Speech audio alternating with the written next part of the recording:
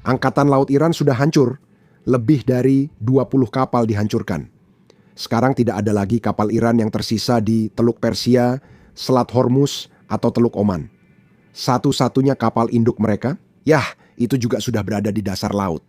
Ditambah lagi, untuk pertama kalinya sejak Perang Dunia Kedua, sebuah kapal selam Alai-Selas menggunakan torpedo untuk menenggelamkan kapal perang musuh.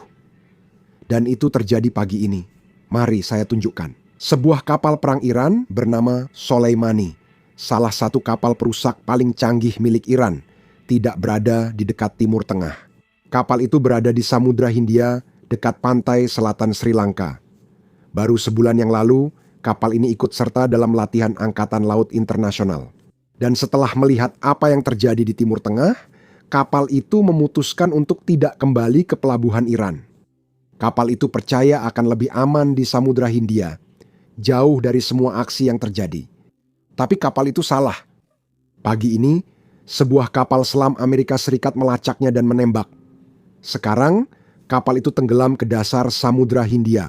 Hebatnya lagi, Angkatan Laut Amerika Serikat benar-benar merilis rekaman serangan itu. Kita bisa melihat torpedo Mark 48 dan hulu ledak seberat 650 pon meledak di bawah fregat Iran. Jadi, lihatlah, karena ini adalah penenggelaman dengan torpedo pertama sejak Perang Dunia Kedua.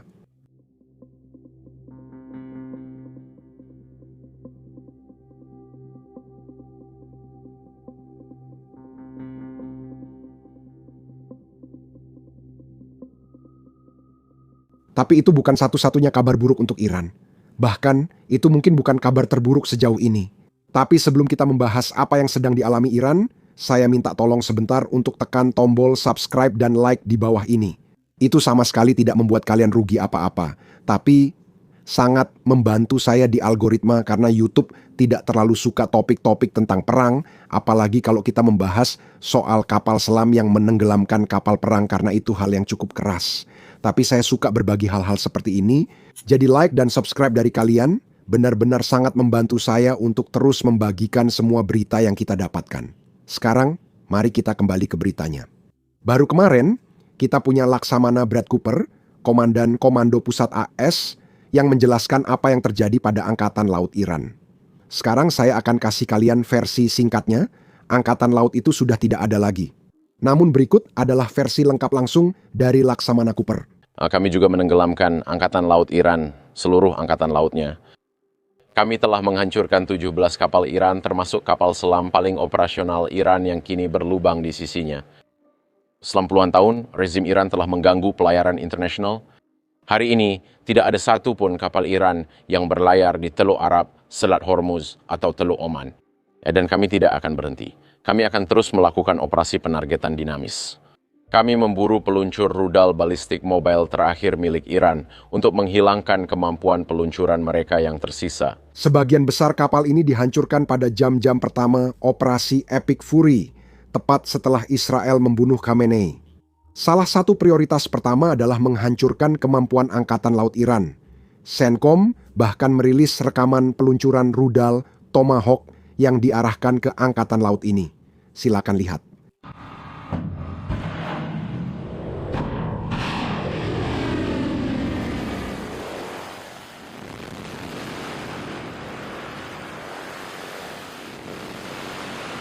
Dan salah satu klip favorit saya yang muncul dari perang ini adalah sebuah kapal dagang di Timur Tengah yang merekam rudal Tomahawk terbang di atas kepala mereka menuju target di Iran.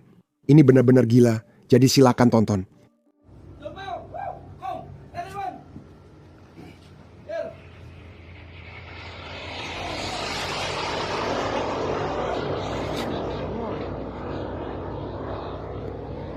Ricardo, ini arah yang benar. Saya di atas kapal. Saya di atas kapal. Drone.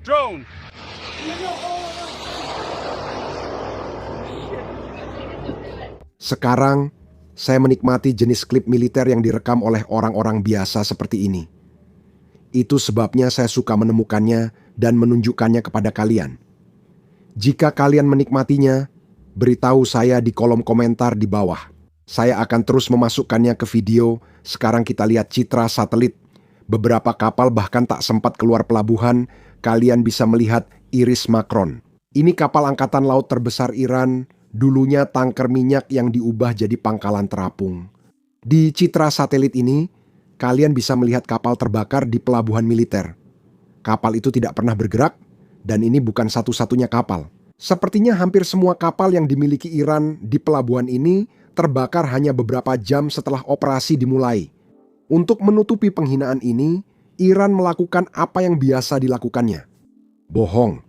Mereka mengklaim bahwa mereka telah menghantam dan menenggelamkan kapal induk Amerika Serikat, tidak lain adalah USS Abraham Lincoln. Dan Iran mengklaim bahwa 4 rudal balistik mampu menghancurkan kapal induk ini. Nah, tebak siapa yang menghancurkan kebohongan ini? Tidak lain adalah Komando Pusat. Komando Pusat menanggapi, mesin propaganda rezim Iran terus mengklaim secara palsu telah menenggelamkan kapal induk Amerika Serikat. Satu-satunya kapal induk yang terkena serangan adalah Shahid Bagheri, milik Iran yang dihantam pasukan Amerika Serikat beberapa jam setelah meluncurkan operasi Epic Fury. Benar, Iran hanya punya 1 kapal induk, yaitu kapal induk drone. Menariknya, kapal itu belum sempat digunakan Iran. Namun, Iran sempat merekam video propaganda sebelum kapal itu tenggelam. Berikut adalah video yang mereka rilis. Nikmati saja, karena itu terakhir kali orang Iran melihat kapal ini mengapung. Sekarang kita di kapal induk drone Shahid Bagheri. Ini adalah drone Jasim. Ini adalah drone Jasim. Drone Jasim sangat indah. Betapa indahnya mereka. Ya, mereka dibuat oleh kita sendiri. Desain kita sendiri. Terinspirasi dari desain jet tempur Kahair. Ini sampel lebih kecil untuk operasi penerbangan. Ini adalah drone dari dekat. Ini adalah M6 atau Mohajer 6. Sekarang kamu bisa lihat panjang landasan pacunya adalah 185 meter. Drone ini lepas landas seperti ini. Ini rem yang menghentikan drone saat mendarat. Ini adalah elevatornya. Tuhan memberkati para elit dalam negeri kita. Kita sedang memberikan dampak di bidang teknologi drone. Seperti yang kalian duga, Amerika Serikat berhasil menenggelamkan kapal induk ini setelah operasi dimulai, dan kini kapal tersebut perlahan berubah menjadi kapal selam di Teluk Persia. Ini kerugian besar, apalagi bagi negara dengan 1 kapal induk drone saja. Pagi ini, Menteri Perang Pete Hegseth dan Ketua Kepala Staf Gabungan Jenderal Dan Kein mengadakan konferensi pers yang kedua sejak operasi dimulai. Dalam konferensi pers ini, mereka biasanya membagikan informasi tentang jalannya operasi, kemajuan, dan rencana ke depan. Kita selalu mendapat hal menarik dari pengarahan ini. Dan hari ini kita mengetahui bahwa Angkatan Udara Iran dan Angkatan Laut Iran secara efektif telah lenyap. Silakan lihat. Para pemimpin senior Iran telah tewas. Dewan pemerintahan yang disebut-sebut bisa memilih penerus, kini tewas, hilang, atau bersembunyi di bunker, terlalu ketakutan bahkan untuk berada di ruangan yang sama. Jenderal senior, perwira menengah, prajurit, mereka tak bisa berbicara, berkomunikasi, apalagi melakukan serangan terkoordinasi dan berkelanjutan. Itu tidak baik untuk moral. Angkatan Udara Iran sudah tidak ada. Dibangun pada tahun 1996, dihancurkan pada tahun 2026. Angkatan Laut Iran kini tergeletak di dasar Teluk Persia. Tak lagi efektif bertempur, dilenyapkan dan dikalahkan. Pilih saja kata sifatnya. Faktanya tadi malam kami menenggelamkan kapal andalan mereka, Soleimani. Presiden tampaknya berhasil menghabisinya 2 kali. Angkatan laut mereka tidak berpengaruh. Pilih saja kata sifatnya. Sudah tidak ada. Faktanya. Lalu Jenderal Kein memberikan pembaruan operasional dengan peta yang menunjukkan bagaimana AS dan Israel membagi tanggung jawab. Israel fokus pada Iran Barat, gedung-gedung institusi pemerintah, markas polisi, fasilitas intelijen, pangkalan garda revolusi, target-target yang akan penting jika terjadi gelombang protes berikutnya. AS fokus ke Iran Selatan, menargetkan pangkalan drone, infrastruktur militer, dan fasilitas angkatan laut. Lihatlah rincian lengkap dari Jenderal Kein. Selama beberapa hari awal, pasukan gabungan AS terus menyerang dan melemahkan kemampuan rudal balistik serta kemampuan pertahanan udara terintegrasi di sepanjang poros selatan. Di sepanjang poros utara, Israel dan Angkatan Udara Israel sebagian besar telah menangani target pertahanan udara terintegrasi di sisi utara serta kemampuan rudal balistik jarak menengah juga. Dari laut, USS Ford terus memproyeksikan kekuatan tempur di sini serta gelombang pengebom yang telah kita bicarakan pada hari-hari awal pengarahan ini. Di sepanjang poros selatan, gugus tempur USS Abraham Lincoln terus memberikan tekanan dari laut di sepanjang sisi tenggara pantai dan telah melemahkan kemampuan angkatan laut di sepanjang selat dan hingga ke Teluk Arab dengan ukuran dan skala yang cukup untuk menghadapi target-target yang diperlukan. Kami telah menyerang lebih dari 2.000 target seperti disampaikan Laksamana Cooper dalam video tadi malam. Kami telah menghancurkan lebih dari 20 kapal angkatan laut Iran termasuk selain fregat di luar wilayah tersebut 1 kapal selam dan secara efektif menetralkan pada saat ini kehadiran utama angkatan laut Iran di wilayah operasi di sana. Saat Menteri menunjukkan video itu untuk pertama kalinya sejak tahun 1945, sebuah kapal selam serang cepat Angkatan Laut Amerika Serikat telah menenggelamkan kapal tempur musuh menggunakan 1 torpedo Mark 48 untuk menghasilkan efek langsung mengirim kapal perang itu ke dasar laut. Saya ingin mengingatkan semua bahwa ini adalah demonstrasi luar biasa dari jangkauan global Amerika. Memburu, menemukan, dan menghancurkan unit yang dikerahkan di luar wilayah hanya bisa dilakukan Amerika Serikat dalam skala ini. Sekarang, hal menarik lainnya yang kami pelajari dari konferensi pers adalah bahwa serangan rudal dan drone Iran menurun secara signifikan dalam beberapa hari terakhir.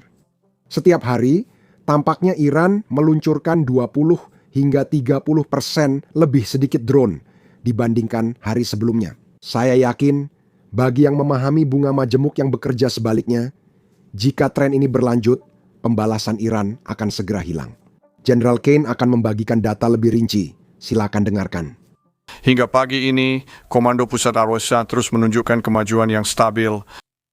Tembakan rudal balistik teater Iran turun 86% dibandingkan hari pertama pertempuran dengan penurunan 23% hanya dalam 24 jam terakhir. Dan serangan drone kamikaze mereka turun 73% dibandingkan hari-hari awal.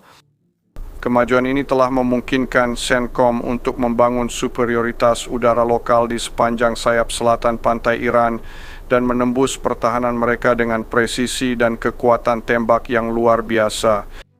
Sekarang kami akan mulai bergerak masuk ke daratan, menyerang semakin jauh ke wilayah Iran dan menciptakan kebebasan manuver tambahan bagi pasukan ASEAN.